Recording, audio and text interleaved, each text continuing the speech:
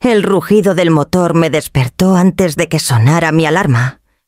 Me asomé por la ventana y allí estaba un camión de mudanza enorme, blanco, con letras azules que decían Traslados Express, estacionado justo frente a mi casa en Querétaro. Por un segundo pensé que se habrían equivocado de dirección, pero cuando vi a la madre de mi nuera bajar del asiento delantero con una sonrisa triunfal, supe la verdad. Ya lo lograron, me dije, lo que tanto insinuaban, adueñarse de mi casa. Los cargadores comenzaron a bajar colchones, cajas de plástico, hasta un refrigerador envuelto en cobijas, y detrás de ellos, como si fuera lo más natural del mundo, apareció la familia completa de Mirta, mi nuera. Sus hermanos cargaban bolsas negras llenas de ropa. La prima arrastraba una mesa de centro y hasta el perro venía con su correa. Se movían como si fueran dueños, saludando a los vecinos, mientras yo me quedaba congelada detrás del cristal. Me apretaba el pecho una mezcla de rabia y tristeza. Mi nombre es Leandra Cestero. Tengo 72 años. Y esa casa no es cualquier casa, es el último recuerdo vivo de mi esposo, quien la levantó conmigo ladrillo a ladrillo, hace más de 2 décadas. Allí celebramos aniversarios. Vimos crecer a casa nuestro hijo Esteban, y allí lloré también el día que quedé viuda. Desde entonces, ese hogar fue mi refugio. Cada rincón guardaba un pedazo de mi vida, las bugambilias que planté en el patio, las fotos enmarcadas de mis viajes a España, el aroma a café con canela en la cocina. Pero ahora, ver a la familia de mi nuera invadiendo el espacio como si fuera de ellos, me hizo sentir como una extraña en mi propio mundo. Una de las vecinas, la señora Berta, se acercó curiosa. Le preguntó a Mirta, ¿y ahora sí se van a mudar todos aquí? Mirta rió nerviosa, pero no lo negó. Yo escuché su voz clara. Pues es más cómodo. Total, la casa es grande y Leandra ya no necesita tanto espacio. Ese comentario me atravesó como un cuchillo. Ya no necesito. Como si yo fuera un mueble viejo que podía empolvarse en una esquina. Los cargadores siguieron entrando y saliendo. En el recibidor, la madre de Mirta daba órdenes. Ese sofá en la sala principal, las cajas en el cuarto de huéspedes. Yo vi cómo la puerta que alguna vez abrí con ilusión para recibir a mis nietos, ahora se abría para meter objetos ajenos. Como si yo ya no contara. Respiré hondo. No puedo dejar que esta imagen sea el inicio de mi derrota. Pensé, y aunque el ruido del camión, las risas y las voces llenaban la calle, mi mente retrocedió de golpe a meses atrás, cuando todo parecía inofensivo, cuando las visitas eran solo de paso y yo me decía que no pasaba nada.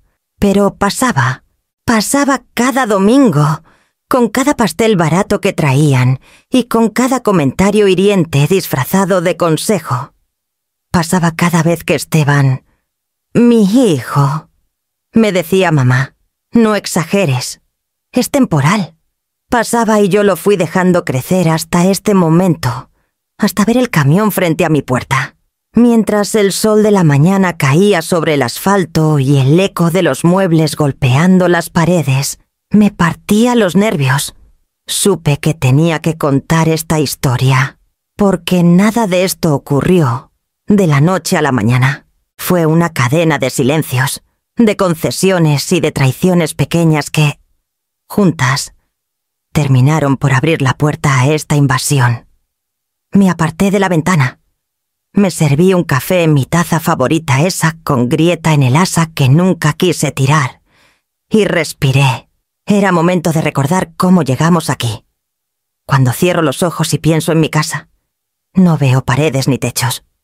Veo las manos de mi esposo, Antonio, llenas de polvo de cemento, y su sonrisa cansada cuando me decía, ya casi. Leandra, ya casi. Hace 25 años levantamos esa casa con esfuerzo, peso por peso, No hubo lujos, solo disciplina. Yo daba clases de literatura en la universidad y él trabajaba como ingeniero. Guardábamos cada aguinaldo, cada bono, cada propina extra que caía en mis manos por revisar tesis ajenas. Con el tiempo, logramos liquidar la hipoteca.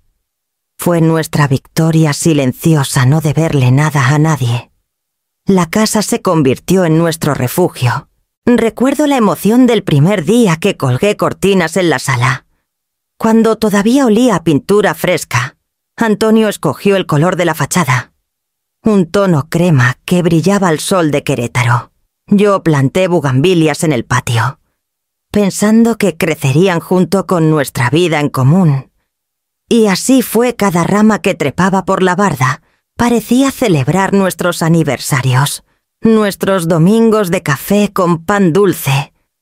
Pero la vida cambia, en un abrir y cerrar de ojos. Antonio partió antes de tiempo. Una enfermedad silenciosa que lo apagó en cuestión de meses. Desde entonces, la casa se volvió doblemente sagrada. No solo era nuestro esfuerzo, también era el altar de su memoria. Viví sola durante muchos años, con visitas esporádicas de mi hijo Esteban. Él siempre fue buen muchacho, pero de carácter débil. Lo criamos con amor, quizá demasiado protegido. Yo veía en él nobleza, pero también esa forma de bajar la cabeza para evitar discusiones. Con el tiempo, esa debilidad se volvió su talón de Aquiles. Cuando conoció a Mirta, pensé que había encontrado a alguien que lo empujara hacia adelante. Ella, con su seguridad y sonrisa estudiada, se presentó como una mujer práctica, de esas que saben resolver todo. Al principio me tranquilizó, pero pronto descubrí que bajo esa fachada había algo más, una ambición disimulada, un control disfrazado de cariño. Mirta tenía la habilidad de envolver cada comentario en papel de regalo. Suegra, qué bonito mueble. Pero tal vez otro más moderno iluminaría la sala. Leandra, usted cocina delicioso. Aunque, ¿no sería mejor probar otra receta? Más saludable.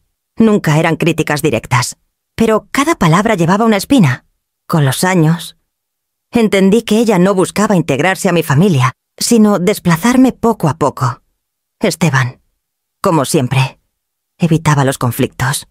Ante cada comentario, él solo sonreía y decía: «No le hagas caso». «Mamá». Mirta lo dice de buena fe. Yo callaba. Tal vez porque no quería herir a mi hijo.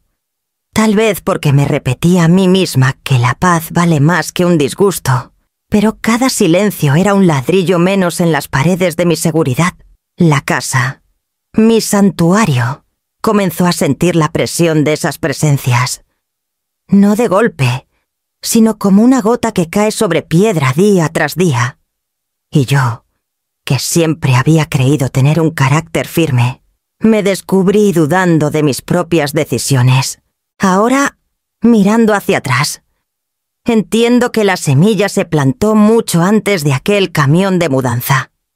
La casa que construí con Antonio era sólida, sí, pero las grietas no venían de los muros, venían de las personas que yo misma dejé entrar sin condiciones.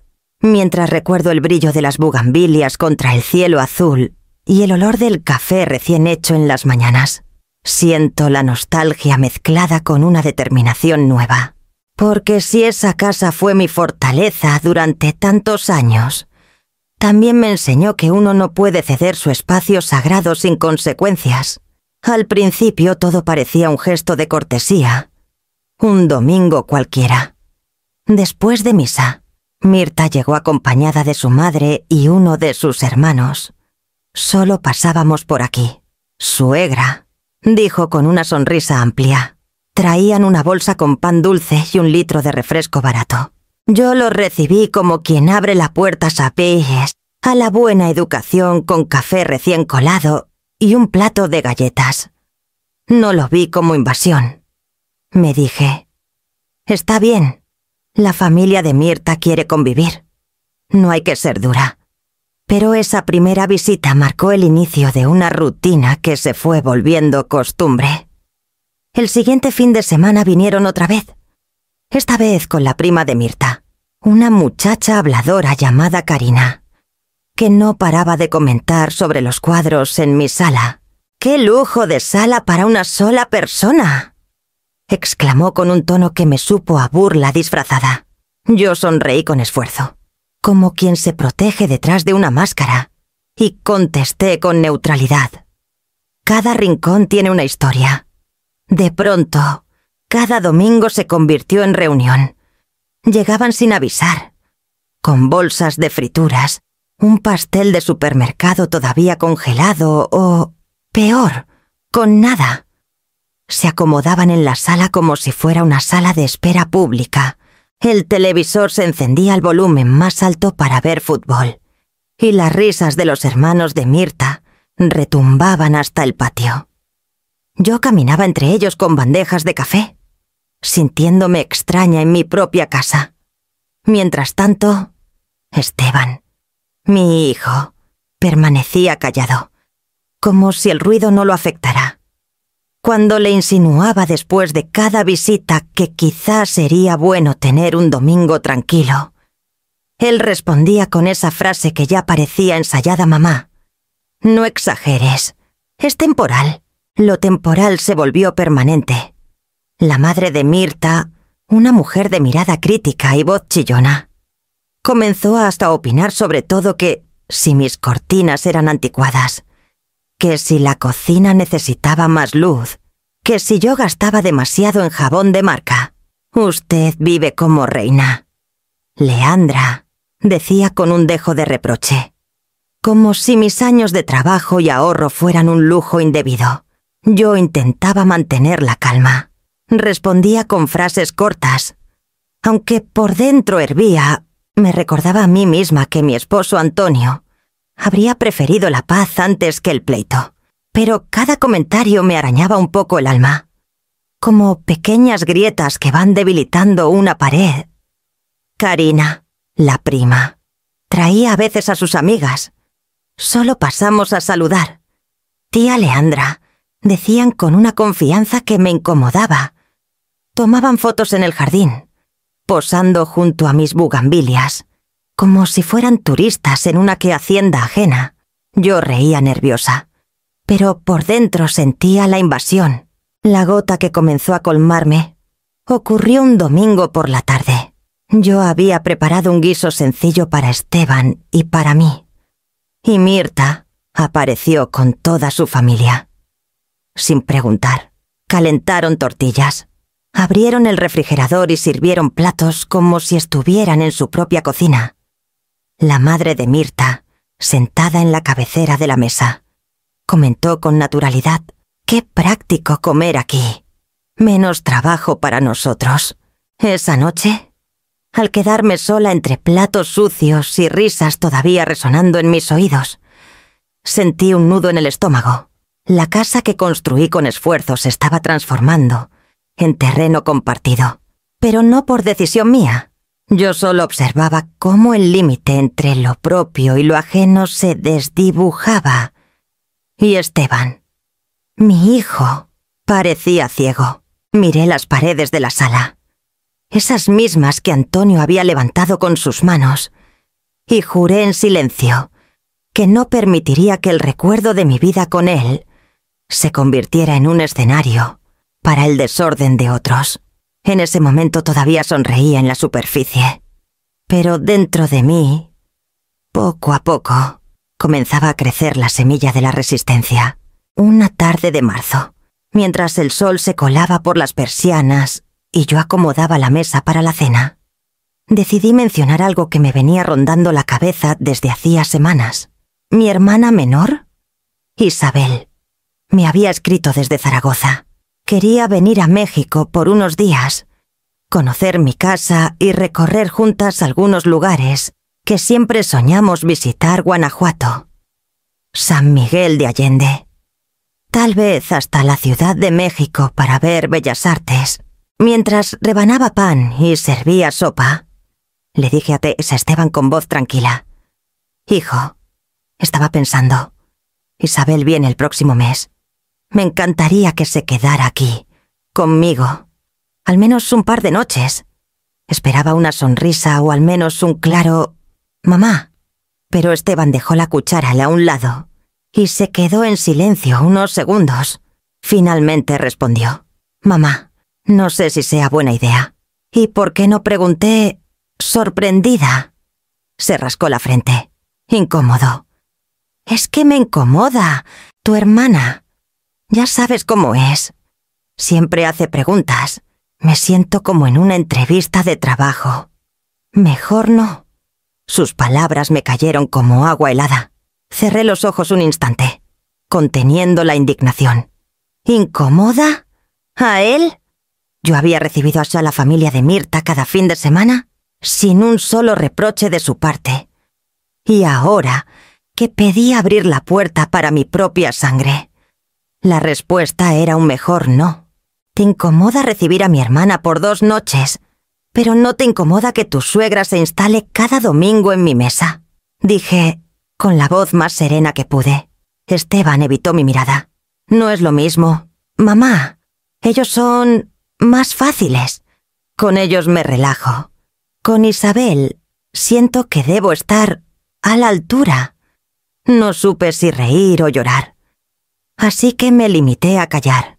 Esa noche, mientras lavaba los platos, recordé cómo Antonio siempre me animaba a no dejar que nadie menospreciara a mi familia. La sangre es la sangre. Leandra solía decir. ¿Y yo? Con el agua tibia corriendo sobre mis manos. Sentí que algo se quebraba dentro de mí. La semilla del resentimiento comenzó a germinar. No era rabia abierta, de esas que gritan y golpean la mesa. Era más bien una punzada silenciosa, un sentimiento de injusticia que se instala en el pecho y no se va. Al día siguiente, Mirta llegó como siempre, acompañada de su madre. Entraron sin preguntar. Directo a la cocina. La madre abrió el refrigerador y comentó: «Leandra, deberías comprar yogur más económico. El de marca es puro gasto». Me mordí la lengua. Si yo hubiera contestado, Esteban me habría pedido paciencia, pero su paciencia, noté entonces, era siempre selectiva. Paciencia conmigo, exigencia con los míos. Esa tarde me encerré en mi cuarto y llamé a Isabel. Le dije que viniera igual, que yo la hospedaría aunque fuera en un hotel cercano si era necesario. Ella, con su tono cálido, respondió: «No te preocupes, hermana.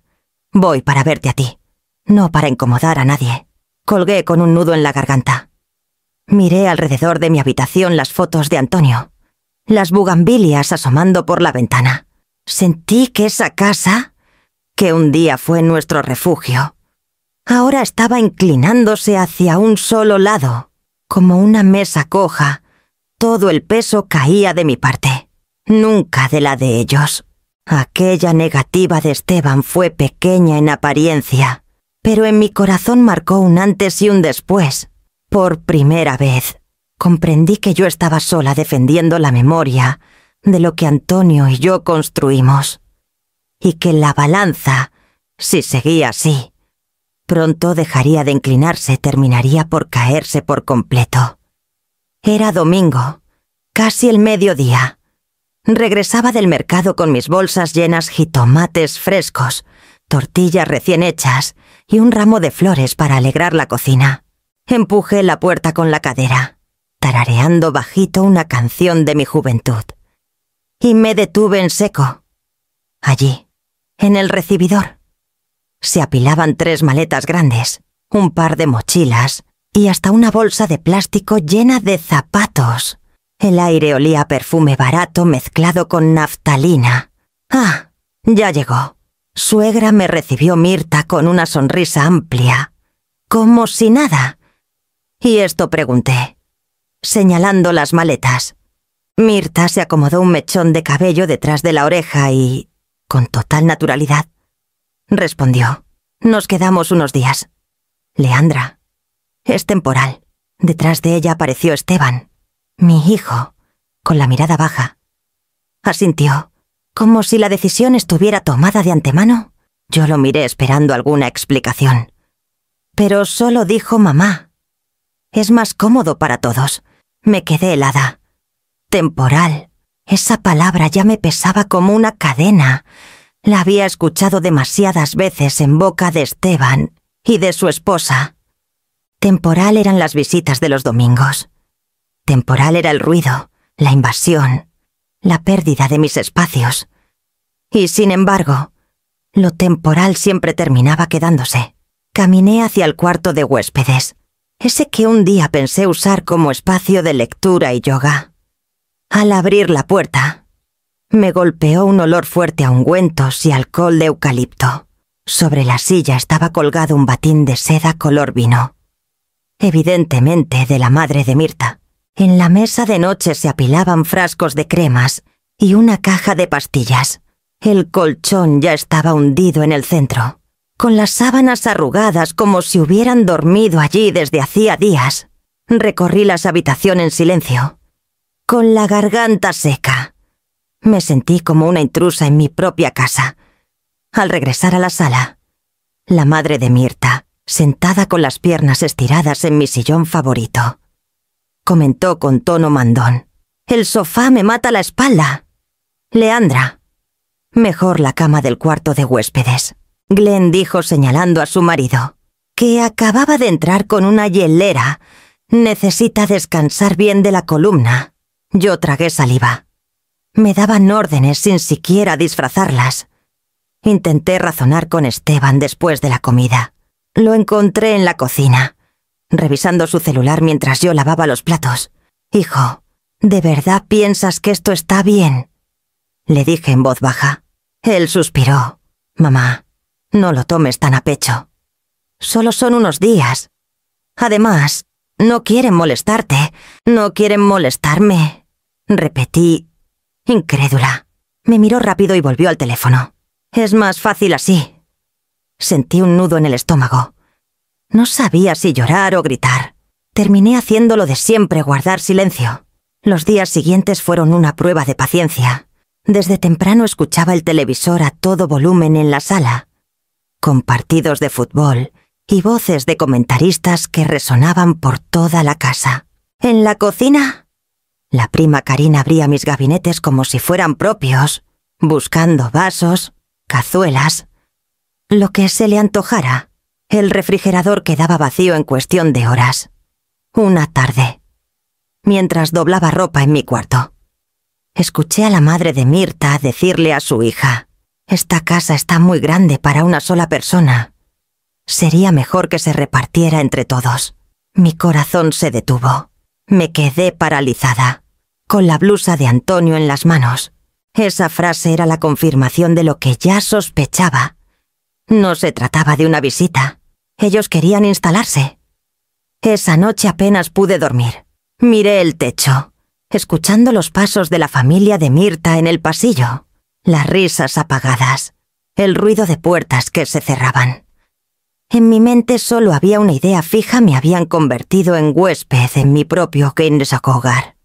Al amanecer, preparé café como siempre, pero esta vez lo hice en silencio. Serví las tazas en la mesa y observé cómo ellos se sentaban sin esperar invitación. En ese instante comprendí que lo temporal, en realidad, no tenía fecha de salida. Me quedé de pie, con la taza caliente entre las manos, mirando a Esteban, que reía con la familia de su esposa. Él no notaba mi incomodidad, ni el vacío que se abría dentro de mí. Y yo, por primera vez, sentí que había perdido el control de la casa que Antonio y yo habíamos levantado con tanto sacrificio. Con cada día que pasaba, mi casa se parecía menos a lo que Antonio y yo habíamos construido. La invasión ya no era solo de maletas o voces fuertes. Ahora se metía en los detalles más íntimos de mi vida, esos que siempre había cuidado con cariño. Una mañana, mientras yo preparaba un caldo de pollo con hierbas frescas, la madre de Mirta se sentó en la barra de la cocina, observándome como un inspector. Así nada más preguntó, alzando una ceja: Deberías usar cubitos de caldo. Son más prácticos y no gastas tanto en hierbitas. Apreté la cuchara contra la olla y sonreí sin ganas. Prefiero lo natural, respondí. Ella torció la boca, como si hubiera dicho una barbaridad. Al rato, mientras colgaba las toallas en el patio, me alcanzó otra vez. Así las tiendes, mira. Se marcan todas. Mi hija lo hace distinto. Más estético. Asentí en silencio, aunque por dentro me hervía la sangre. Los consejos se repetían a cada instante. Que el detergente que usaba era demasiado caro. Que mi forma de doblar la ropa era anticuada. Que mi manera de limpiar los vidrios dejaba marcas. Todo en mi rutina parecía sujeto a examen. Lo peor era que Esteban no decía nada. Al contrario, cuando yo insinuaba lo incómodo que me resultaba, él contestaba con un encogimiento de hombros. No lo tomes tan personal. Mamá, solo quieren ayudarte. Ayudarme. Esa palabra me sabía amarga. Nadie que invade lo tuyo sin permiso lo hace para ayudarte. Esa noche me acosté con un nudo en la garganta. Escuchaba el televisor encendido en la sala, los pasos de Glenn y de Karina moviéndose por la casa, y me sentí más sola que nunca. Miré al techo y pensé, o sigo siendo alfombra o tomo el control. Me vino entonces a la mente un nombre, don Julián, un viejo amigo de Antonio, notario retirado que vivía en el centro de Querétaro. Hacía años que no lo visitaba, pero sabía que si alguien podía orientarme sobre mis derechos, era él. Al día siguiente, me armé de valor. Preparé café como de costumbre. Serví las tazas a los huéspedes y sonreí como si todo estuviera bien. Pero dentro de mí, ya había tomado una decisión. En la tarde, aproveché que todos salieron a una comida familiar para agarrar mi bolso. Caminé por las calles empedradas del centro hasta llegar a la oficina de don Julián, un despacho pequeño con paredes forradas de libros y olor a papel viejo. Leandra exclamó al verme, poniéndose de pie con esfuerzo. ¿Cuánto tiempo sin vernos? Me abrazó con afecto sincero. Era un hombre mayor, de cabello blanco y ojos vivos, de esos que miran más allá de lo que uno dice. Le conté mi situación. No hizo falta exagerar, las palabras salieron de golpe, como agua retenida demasiado tiempo. Él me escuchó en silencio, moviendo apenas la cabeza. Cuando terminé, se acomodó los lentes y dijo con calma, Leandra, lo primero que debes recordar es que la escritura de esa casa está ahí a tu nombre. Nadie puede cambiar eso. Mientras tú estés viva, la casa es tuya. Sentí un alivio inmediato, como si alguien me devolviera el aire. Pero continuó él, no basta con saberlo. Tienes que protegerte. Revoca cualquier poder que hayas otorgado. Mantén tus documentos en orden y no firmes nada sin consultarme. No confrontes todavía. Observa, registra y guarda cada detalle. Tomé nota mental de cada palabra. Me recomendó también abrir una cuenta independiente para mi pensión y revisar si existía algún comodato tácito que ellos pudieran alegar. Cuando salí del despacho, el sol ya caía sobre las cúpulas del centro histórico. Caminé despacio, respirando el aire fresco, y por primera vez en semanas sentí que no estaba completamente indefensa. Al regresar a casa, encontré a todos sentados en mi sala, hablando fuerte y riendo. Mirta me miró como quien inspecciona un terreno. Yo sonreí. Me senté en silencio y me dije, ellos creen que soy una anciana débil, pero acabo de recordar que sé defender lo mío. Salí del despacho de don Julián con la sensación de que me habían devuelto un arma que nunca debí soltar. Sus palabras seguían sonando en mi cabeza. La escritura está a tu nombre, Leandra. Nadie puede moverte de ahí si tú no lo decides. Era cierto. La casa era mía. Antonio y yo la habíamos pagado, peso por peso. ¿Cómo pude olvidar algo tan básico? Quizá porque entre tanta crítica y tanto ruido, Me habían hecho dudar de mi propio derecho. Julián había sido claro, nada de confrontaciones abiertas. No ganes batallas en voz alta. Gana la guerra en silencio. Documenta. Observa. Protege tus papeles. Eso me recomendó mientras me ponía en las manos un folder con copias de mis escrituras y un par de notas legales. Guardé todo en mi bolso y regresé caminando por las calles empedradas del centro histórico. El aire olía a pan recién horneado y a gasolina de los camiones que pasaban. Pero yo solo pensaba en lo que venía esa noche. Mientras la familia de Mirta veía la televisión a todo volumen en la sala, yo me encerré en mi cuarto. Abrí un cuaderno viejo y comencé a escribir la fecha, las personas que habían dormido en mi casa, los comentarios que hacían, los objetos que usaban sin permiso. Era un registro minucioso, casi clínico. Y mientras anotaba, entendí que no se trataba solo de defender Paredes, sino de recuperar respeto. Entre renglón y renglón, un nombre se me apareció con claridad: Inés. Inés era mi amiga de toda la vida. Nos conocimos cuando yo llegué de España y ella me enseñó los primeros rincones de México.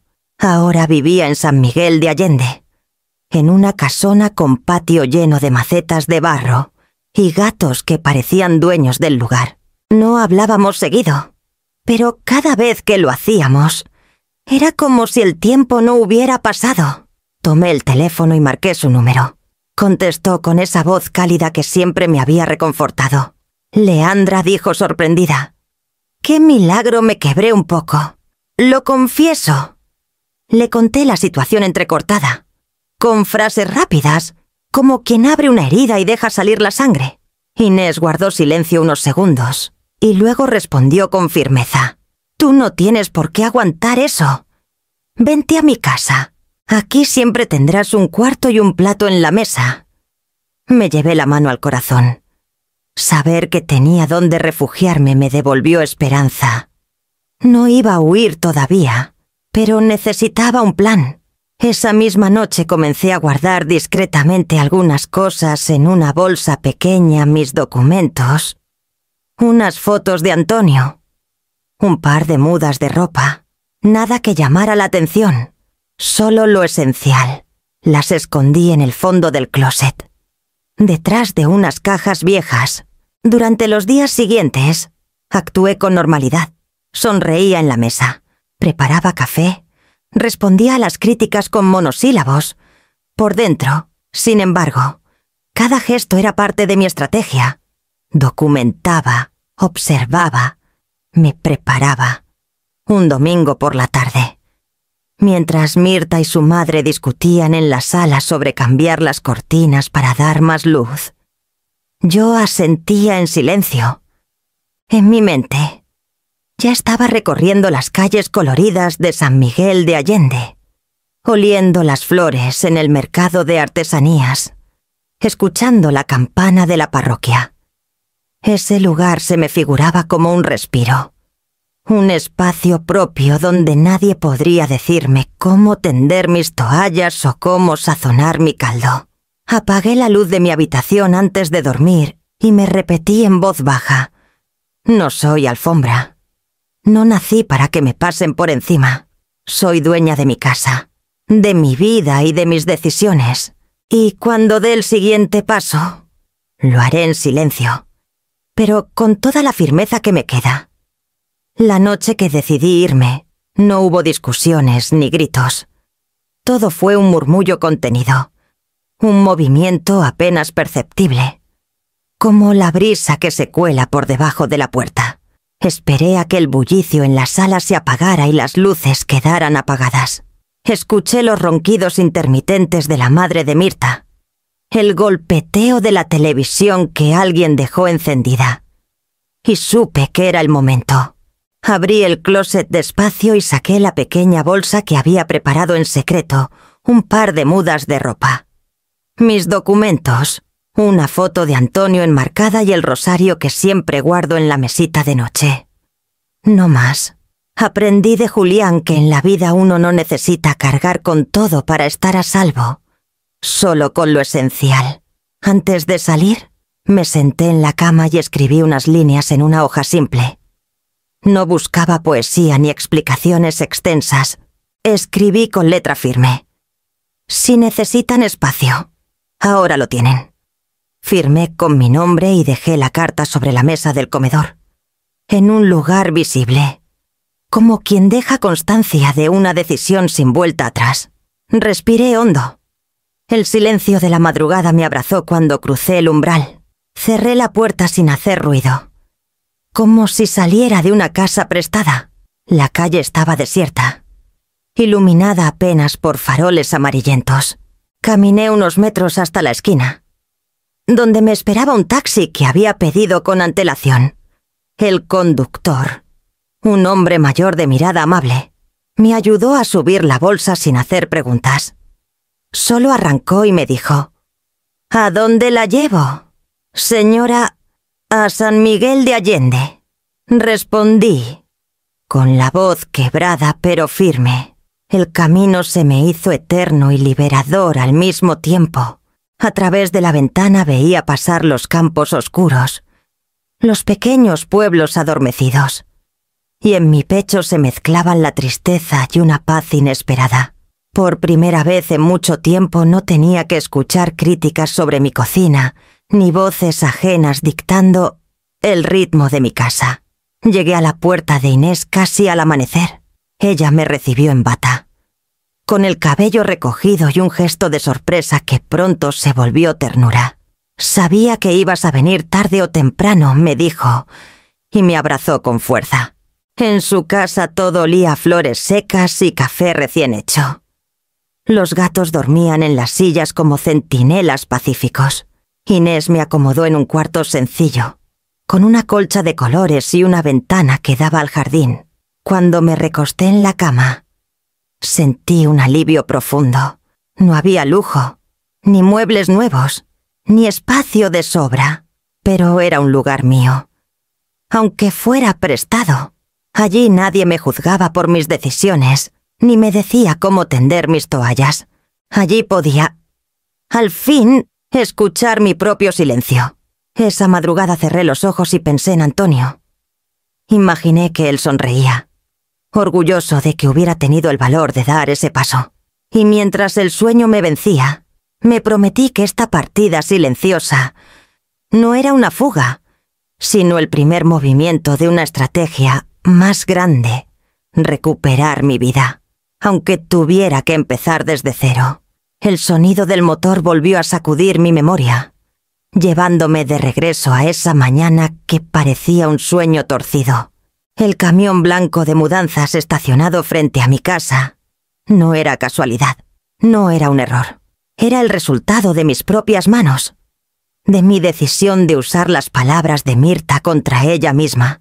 «Nos quedamos aquí», eso me había dicho con una sonrisa segura. Pues bien, yo solo había tomado su declaración al pie de la letra. 2 cargadores jóvenes bajaron de la unidad. Llevaban camisetas con el logo de la empresa y un clipboard en la mano. Golpearon la puerta con firmeza. Mirta abrió, todavía en bata, y los miró confundida. «¿Entrega para familia Ruiz Cestero? ¿Nuevo domicilio?», preguntó uno de ellos leyendo en voz alta. «Perdón», balbuceó Mirta, con la boca entreabierta. «Debe ser un error». El hombre consultó sus papeles. «Aquí dice claramente entrega programada. 912 de la calle Roble. Nombre Mirta Ruiz Cestero». La madre de Mirta se levantó del sillón como si hubiera visto un fantasma. Glenn, su marido, salió arrastrando los pies y se quedó mirando sin entender nada. Los cargadores empezaron a bajar cajas marcadas con cinta gruesa.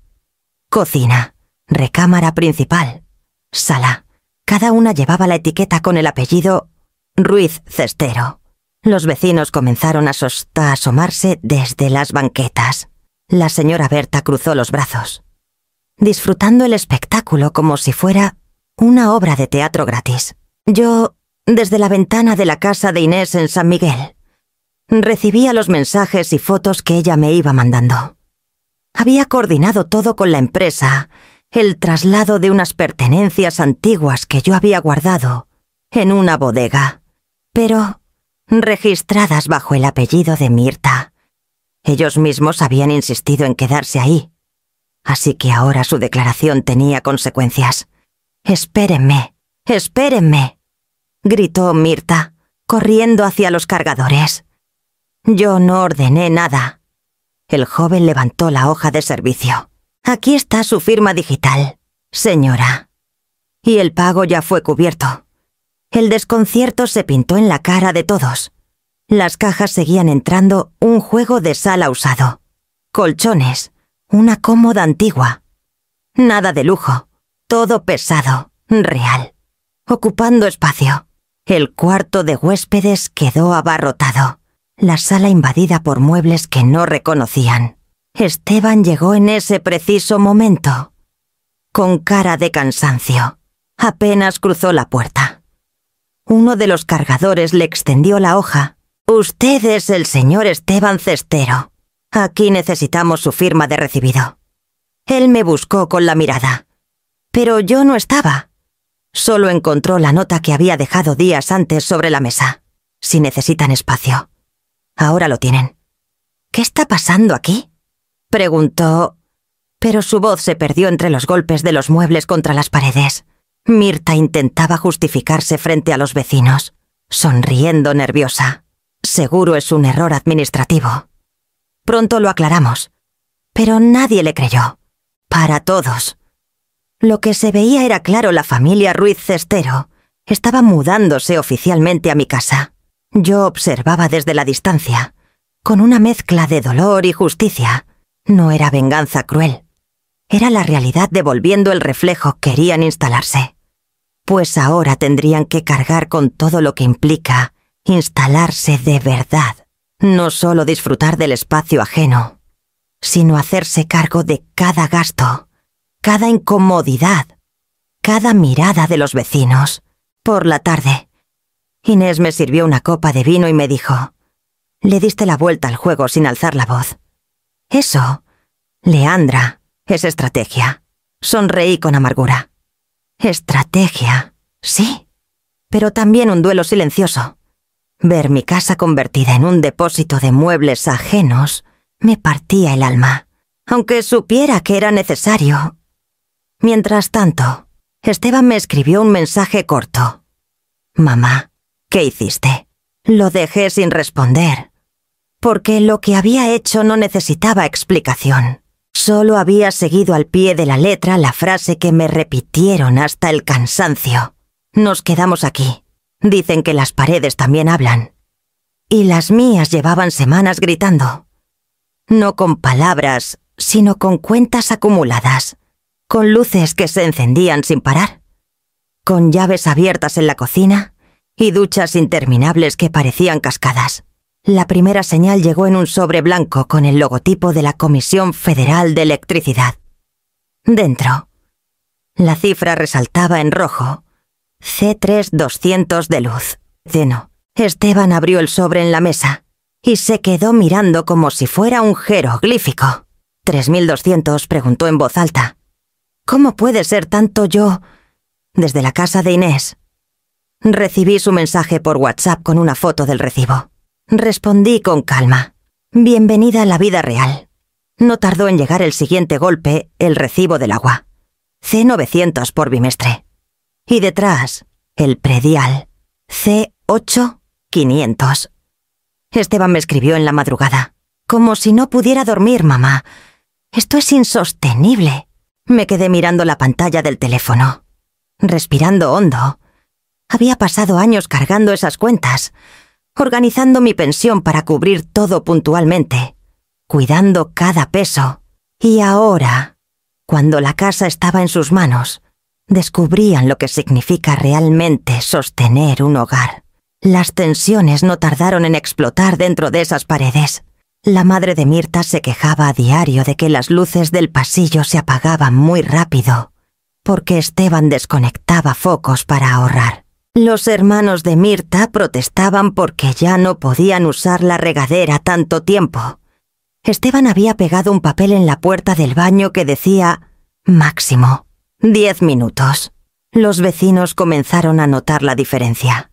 La señora Berta me llamó un día, casi divertida, para contarme que Mirta discutía en la cochera con un cobrador de gas. Nunca había visto a tu nuera sudar frío, me dijo con sorna. Mientras tanto, yo seguía en San Miguel, escribiendo en mi cuaderno cada detalle que Inés me transmitía. Ella pasaba por mi casa de vez en cuando. Saludaba, iría a los vecinos y volvía con historias. No saben ni cuánto cuesta llenar el tinaco. Me comentó riendo una tarde. El desgaste económico empezó a resquebrajar la calma aparente. Esteban dejó de mandar fotos sonrientes. Ahora solo llegaban mensajes cortos. No alcanza. Otra deuda. No sé qué hacer. Mirta, por su parte, trataba de mantener el control frente a su familia. Ordenaba recortes de gastos.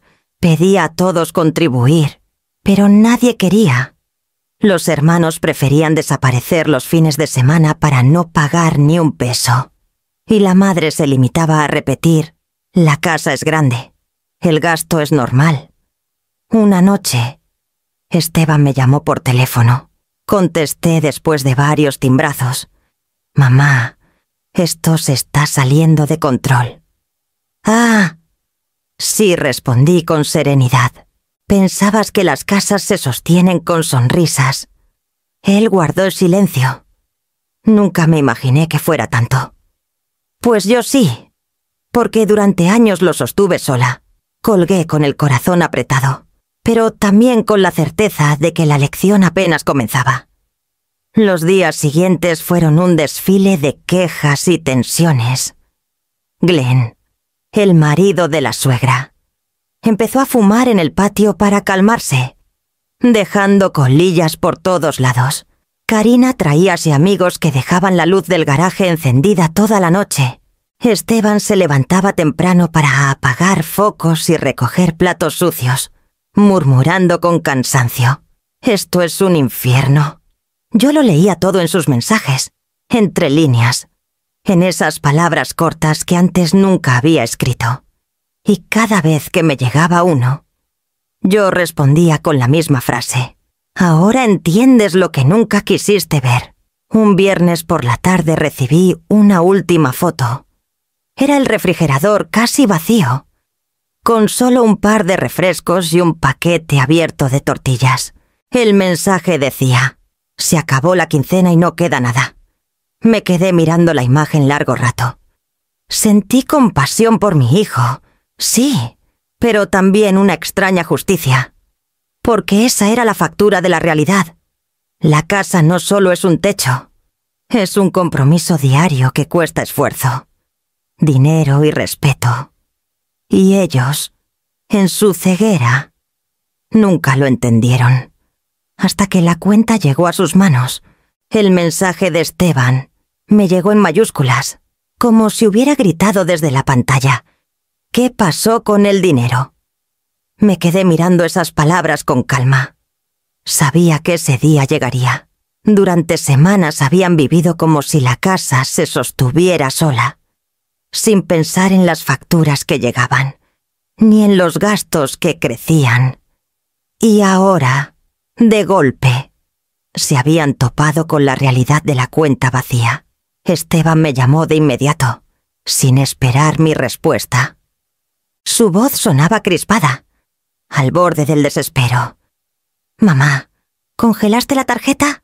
No hay fondos. Intenté pagar el gas y la tarjeta rebotó. Respiré profundo antes de contestar. No la congelé, hijo. Lo que hice fue mover mi pensión a una cuenta personal. Son 28.000 pesos que recibo cada mes y que ya no entrarán a esa tarjeta compartida. ¿Cómo pudiste hacer eso?, gritó. Ese dinero es para la casa, no. Esteban, ese dinero siempre fue mío. Lo usé para sostener la casa durante años y nadie se quejó. Ahora ustedes dijeron que se quedaban allí. Pues sosténgala. Del otro lado hubo silencio, apenas interrumpido por un resoplido de impotencia.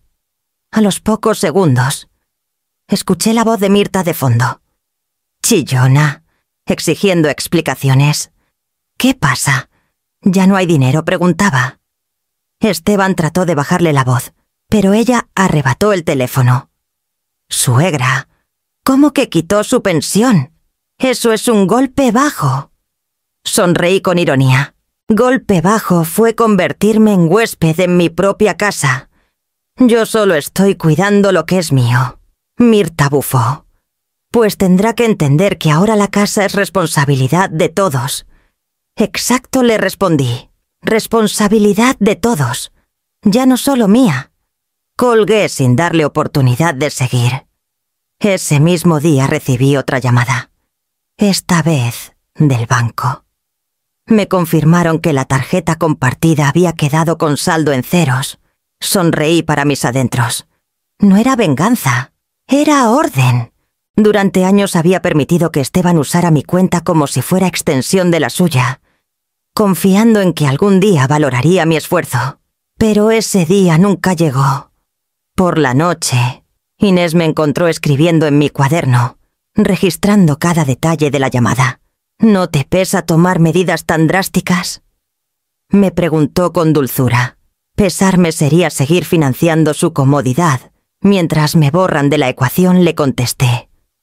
Prefiero que me vean como la mala hora a seguir siendo invisible. Las noticias corrieron rápido en la casa de Roble. Glenn, el marido de la suegra, se quejaba de que no podía comprar sus cervezas porque Esteban le pidió que aportara dinero. Karina refunfuñaba porque ya no había presupuesto para las salidas de fin de semana. Y Mirta, en un arranque de coraje, publicó en redes sociales una foto con la frase: «Algunas personas no saben ser familia». Los vecinos, que ya estaban enterados de la novela, solo se reían. La señora Berta me mandó un mensaje corto. Ahora sí les cayó el 20. Esteban, en cambio, me buscaba con un tono cada vez más cansado. «Mamá, esto se está complicando. ¿Por qué no lo resolvemos juntos? Porque cuando te dije que esto iba mal, te quedaste callado. Y cuando pedí que mi hermana me visitara, me dijiste que no. Ahora es tu turno de cargar con lo que aceptaste». Colgó con un suspiro, sin fuerzas para discutir más. Esa noche dormí mejor que en semanas, no porque disfrutara de su sufrimiento, sino porque sentía que al fin había puesto un límite. Yo había sostenido la casa sola con mi pensión. Ahora les tocaba a ellos entender que un techo no se paga con buenas intenciones, sino con dinero, trabajo y respeto. Mientras apagaba la lámpara en la habitación de Inés, pensé en Antonio. Lo hice. Amor, susurré. Protegí lo nuestro. Y en el silencio de esa casa prestada, entendí que había empezado a recuperar lo más valioso, mi dignidad. Si algo me dolía en el alma, más que las cuentas y los gritos, era imaginar mi cocina convertida en un campo de batalla. Ese espacio había sido siempre mi orgullo limpio, ordenado, con olor a café recién hecho por las mañanas y a pan tostado por las tardes. Yo sabía exactamente dónde estaba cada utensilio, cada frasco, cada especia. Pero lo que me describió Inés un día me dejó helada. Ella había pasado por la colonia y, de pura curiosidad, se asomó cuando vio la puerta abierta. Leandra me dijo: «Tu cocina ya no es cocina. Es un caos grotesco». Me lo relató con detalle.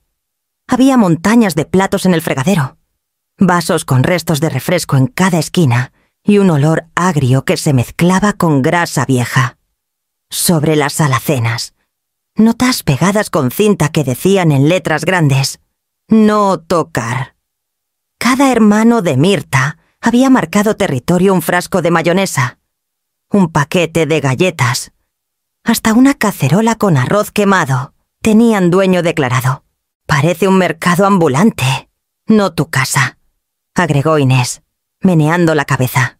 Me quedé muda, imaginando mis tazas alineadas convertidas en recipientes para cerveza, mis manteles manchados de salsa, mis ollas tratadas como desechables.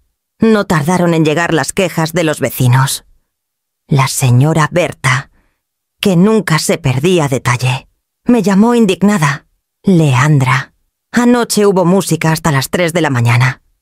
Los hermanos de tu nuera hicieron fiesta con 20 personas en el patio.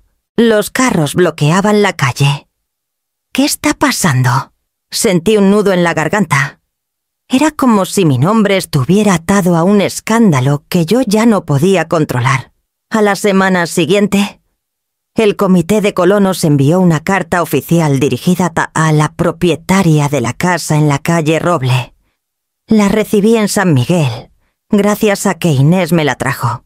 Decía que si las reuniones y el desorden continuaban, aplicarían sanciones multas de hasta C5.000 por ruido excesivo y basura acumulada.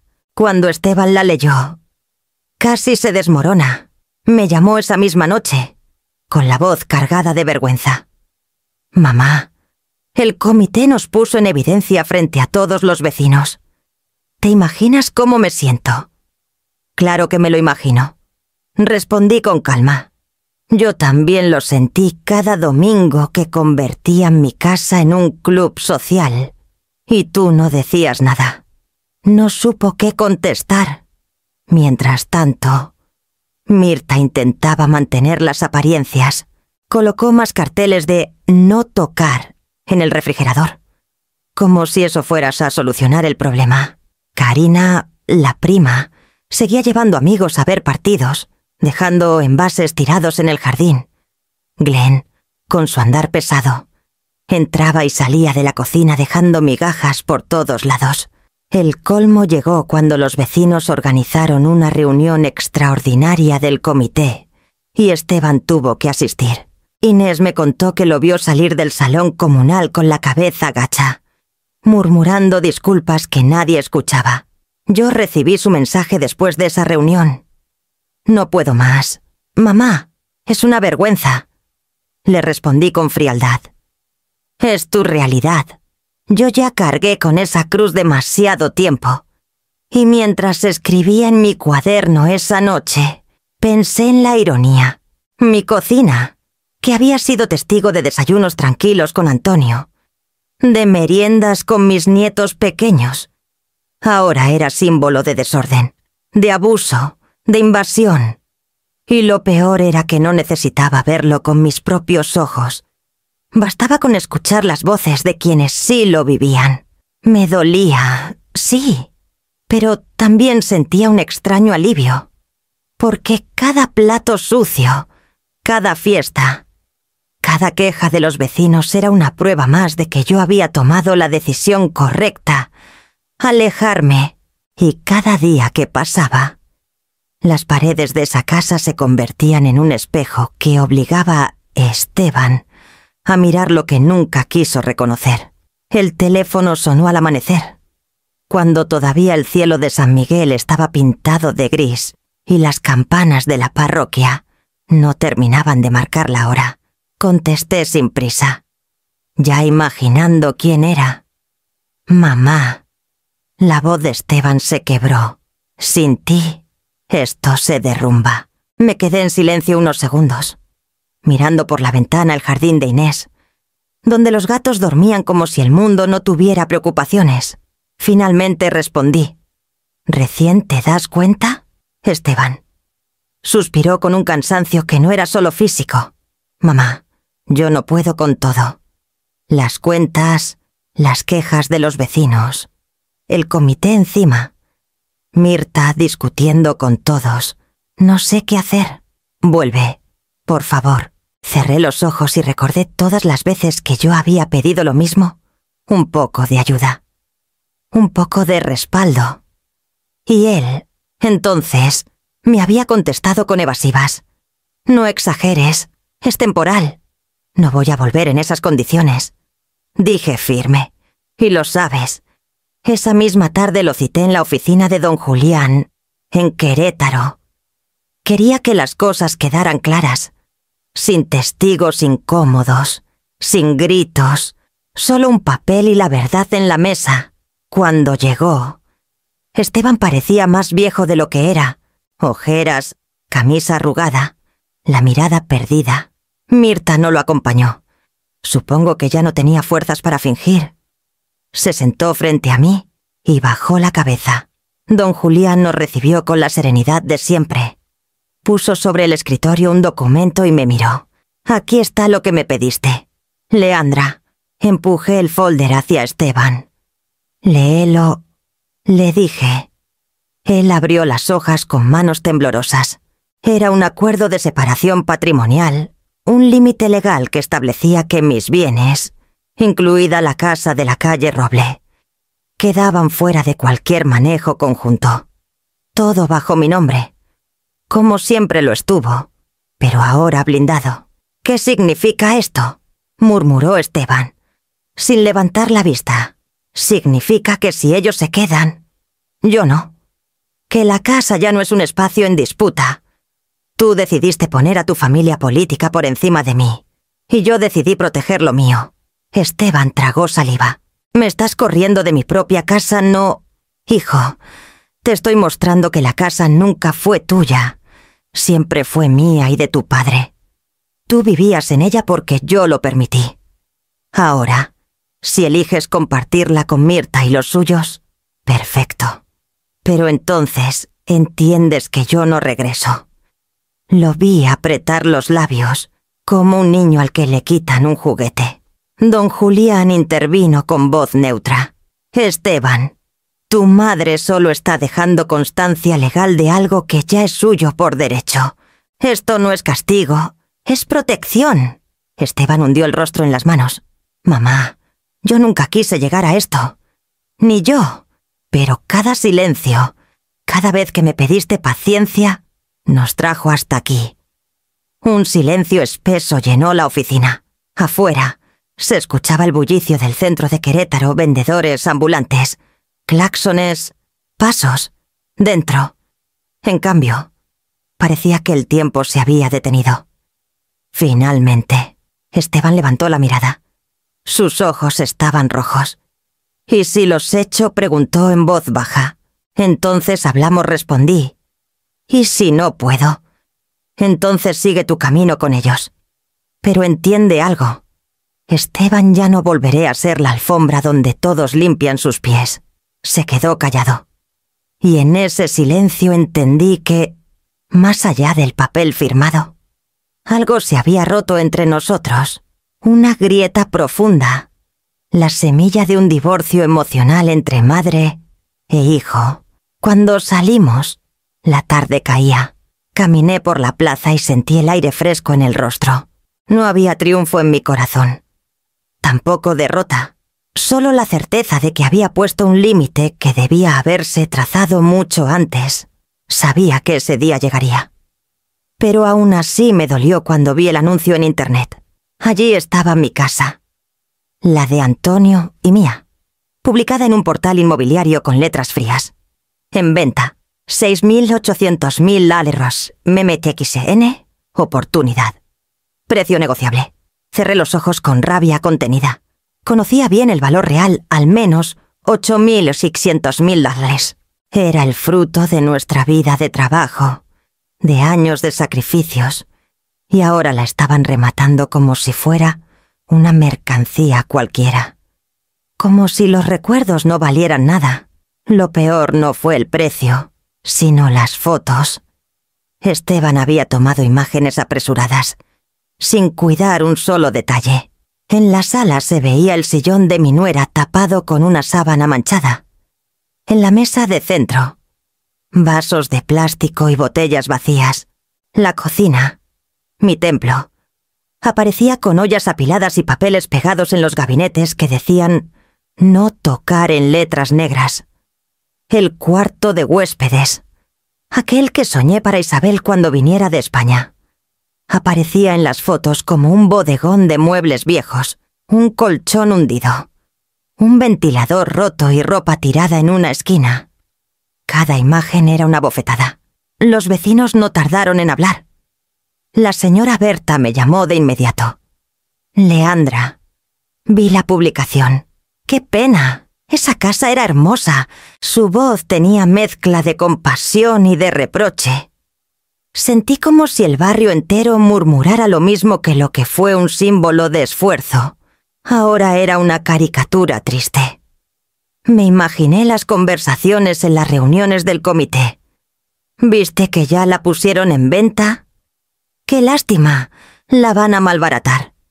Esa casa había sido orgullo de la colonia y ahora era un chisme más. Esteban me mandó un mensaje breve. No pude más. No hay forma de sostener esto. La pongo a la venta antes de que se caiga a pedazos. No respondí. ¿Qué podía decir? Que ya se lo había advertido. Que cada silencio suyo nos llevó hasta aquí. Que la casa no se cae a pedazos por las paredes, sino por las lealtades quebradas. Esa noche, Inés me puso una mano en el hombro mientras cenábamos. «No te castigues. Leandra, tú hiciste lo que tenías que hacer. Si él la malvende, es su carga. Tú ya no». Asentí en silencio. Aunque por dentro me dolía como si me arrancaran un pedazo de piel, volví a mirar las fotos en la pantalla. Noté algo que me atravesó el pecho en una esquina de la sala. Aún colgado en la pared, estaba el retrato de Antonio y mío, en nuestro aniversario número 20. Una foto que yo jamás hubiera dejado ahí, para que cualquiera la viera entre la mugre. Me pregunté si Esteban siquiera reparó en eso. Me prometí que no volvería hasta abrir esa publicación. ¿La casa estaba en venta? Sí, pero yo ya había vendido la idea de que allí estaba mi vida. Lo que Esteban no entendía era que el verdadero precio no se medía en millones, sino en dignidad. Y esa, gracias a mi decisión, ya no estaba en remate. El notario me lo dejó claro. Yo tenía el derecho preferente de compra. Podía recuperar la casa de la calle Roble antes de que pasara a manos de desconocidos. Solo bastaba confirmar y desembolsar el dinero. Me quedé mirando el documento sobre el escritorio, sintiendo el peso de cada letra. Recuperar esa casa significaba volver a pisar los mosaicos que Antonio y yo colocamos juntos. Rescatar las bugambilias que trepaban por la barda. Revivir la memoria de las tardes tranquilas. Pero también significaba cargar otra vez con los fantasmas los gritos, las críticas, los platos sucios que otros dejaron como cicatrices en las paredes. Esa casa ya no era mi refugio. Se había convertido en un campo de batalla. Respiré hondo y cerré la carpeta. «No la compro», dije, con la voz serena pero firme. El notario me miró sorprendido, como esperando otra respuesta. «¿Estás segura, señora Leandra? Es un derecho que pocas veces se tiene». «Más segura que nunca», contesté. «Hay cosas que no valen por los ladrillos, sino por la paz que te quitan». Esa misma semana comencé a buscar un lugar nuevo. Quería algo pequeño, manejable, mío, y lo encontré en Coyoacán. En la Ciudad de México, una casita de renta, nada ostentosa, pero con encanto. La mensualidad era de 17,000 pesos, un gasto razonable comparado con los millones que pedían por la otra. Cuando la visité por primera vez, supe que era el lugar. Una fachada sencilla, pintada de blanco, con una reja verde. Al abrir el portón, un pasillo estrecho conducía y un almacén a un balcón cubierto de bugambilias rosadas. Ese detalle me robó una sonrisa, era como si la vida me devolviera, en versión humilde, un pedacito de lo que había perdido. El interior era modesto, sala pequeña, cocina compacta, una recámara con baño propio. Pero estaba limpio, silencioso, intacto. No había notas de no tocar, ni platos acumulados, ni voces reclamando espacio. Solo aire fresco y paredes que parecían agradecer cada respiro. Firmé el contrato sin dudarlo. Cuando el casero me entregó las llaves, sentí algo que hacía años no experimentaba: ligereza. La primera noche en Coyoacán, la pasé mirando desde el balcón cómo la gente paseaba por las calles empedradas. Unos jóvenes tocaban guitarra en la plaza. Las familias caminaban con helados en la mano. Y yo, por primera vez en mucho tiempo, no tenía miedo de volver a casa. Inés vino a visitarme unos días después. Me trajo una planta de albahaca para la ventana y una botella de vino. ¿Te arrepientes?, preguntó, sentándose conmigo en el balcón. De no haberme ido antes. Sí. De esto, jamás. Brindamos en silencio, mirando cómo el atardecer pintaba las bugambilias de tonos rojizos. Con el tiempo, me adapté a la rutina del nuevo hogar. Cada mañana preparaba café con canela y lo tomaba en el balcón, viendo a los pájaros posarse en los cables. Organizaba mi espacio sin que nadie lo cuestionara. Mis toallas se tendían como yo quería. Mis ollas quedaban brillantes después de lavarlas. Mis libros descansaban en el orden que yo decidía. Era un pequeño lujo que no se compraba con millones la paz. Esteban intentó llamarme varias veces para hablar de la venta de la casa, de lo que significaba dejarla ir por un precio tan bajo. Nunca contesté. Ya no me correspondía a mí cargar con esa vergüenza. Él había elegido el camino. Yo había elegido el mío. Una tarde, recibí un mensaje suyo. Mamá, extraño cómo olía la casa cuando hacía sopa los domingos. Me quedé mirando la pantalla, con el corazón apretado. No respondí. Sabía que mis palabras no podían sanar lo que sus decisiones habían roto. Me levanté.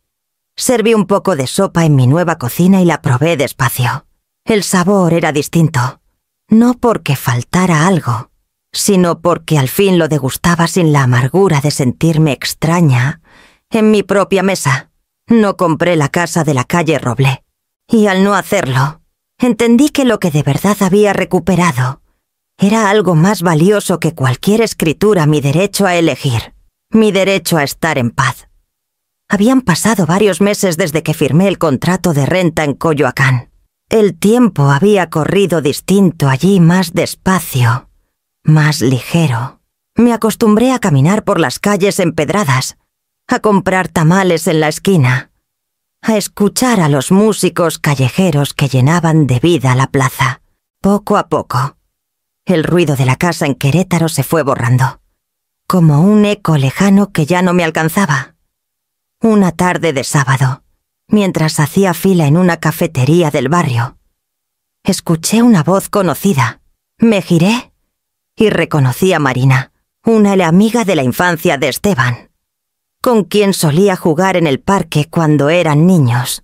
Ella me miró sorprendida, como si no esperara encontrarme allí. Leandra exclamó. Hace años que no la veía. Nos sentamos a tomar un café juntas. Marina, siempre directa, no tardó en hablarme de Esteban. Lo vi hace poco. Vive con la familia de Mirta. Parece agotado. Hizo una pausa, como buscando las palabras. No es el mismo de antes. Sonreí con serenidad, sin amargura. Siempre lo fue. Respondí, solo que ahora se nota. Marina me miró con cierta tristeza, pero no añadió nada. Yo tampoco. No había rencor en mis palabras, solo una verdad que llevaba demasiado tiempo escondida. Al regresar a casa, subí al balcón y preparé mi café con canela, como cada tarde. El aire de Coyoacán estaba impregnado de flores y pan dulce. Me senté en la silla de hierro forjado, observando cómo las bugambilias colgaban en cascada sobre la reja verde. Tomé un sorbo lento y cerré los ojos. El silencio era distinto. No era un silencio vacío, sino uno lleno de vida, como si cada rincón de ese pequeño espacio respirara conmigo. Pensé en Antonio, lo imaginé sonriendo, con esa mirada que siempre mezclaba ternura y orgullo. Hiciste bien, Leandra, me decía su voz en mi memoria. No era la casa lo que debías salvar, sino a ti misma. Recordé también la última vez que vi a Esteban en la oficina de don Julián, con los hombros caídos y la mirada perdida. A veces la maternidad duele porque una espera que los hijos sean más fuertes, que aprendan a sostenerse. Pero la vida enseña que no siempre es así, que llega un momento en el que la fuerza debe usarse no para rescatarlos, sino para mantenerse en pie una misma. Apoyé la taza en la mesa y respiré profundo. El aire limpio llenó mis pulmones, y por primera vez en años no sentí el peso de nadie sobre mis hombros.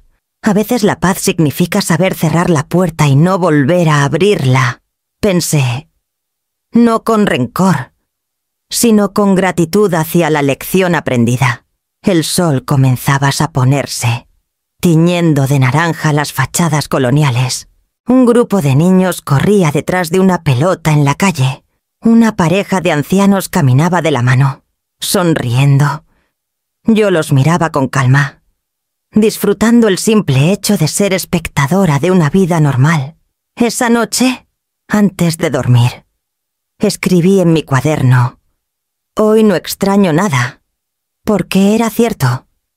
No extrañaba la casa grande ni las paredes que alguna vez creí sagradas. No extrañaba el desorden ni las voces que me acallaban. Tampoco extrañaba la ilusión de ser escuchada por quienes nunca quisieron hacerlo. Lo que sí tenía era mi aire, mi espacio, mi derecho a vivir sin explicaciones. Y eso, para mí, valía más que cualquier ladrillo o cualquier apellido. Me recosté con el corazón ligero. Afuera, las bugambilias se mecían con la brisa nocturna, y yo me sentí, al fin, en casa.